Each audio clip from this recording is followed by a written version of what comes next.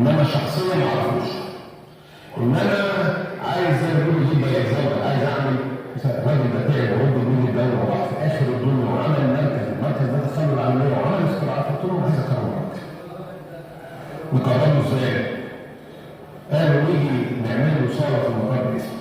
اول واحد زميل قال نعمل نسمي المطار باسمه، حصل نقاش، لا هنا بقى داخلين في حته هي اسوان كاسم.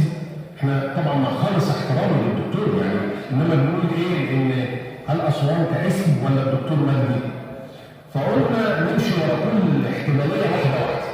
ناس قالوا لا طبعا الاسم هو زي المطارات، ناس قالوا طب لو حبينا نسمي قلنا نرجع للمنظمات الدوليه اللي احنا موقعين معاها.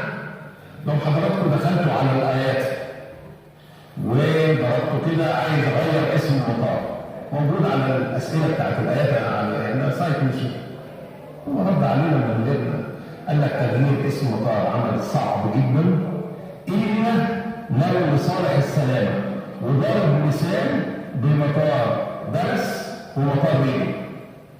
قال لك درس كنت انتوا مسمينه DIA فبيختلف عن مطار ريجن في الحروف، فالناس بتتلخبط في الطيارات ساعات بتروح غلط لما بيدخلوا في الكمبيوتر ويقدموا فرق. هو ضرب مثل بالجمله، فبدل DIA حولها على IAD. زي ما حضراتكم عارفين اي تذكره طيران بتطلع عليها 3 حروف للدوله و4 حروف تحتيها، 3 حروف بنسميها اكواد خاصه بمنظمه الاياتا، 4 حروف اكواد خاصه بمنظمه الايكاب. وزي ما حضراتكم عارفين احنا بنحجز تذكره طيران قبلها ب 10 اشهر ليها فتره. فانا عشان اعمل تغيير انا لازم افضل مستني سايكل كامله بتاع التذاكر واخطر من قبلها قد تصل ل 10 اشهر. طبعا لو انا كنت قررت الدكتور مجدي يقول كنت هبقرره بعد 10 اشهر، لو انا قدرت حتى اجد العذر بقول لكم صعبه جدا فيها استحاله كان هيبقى مسار تريان.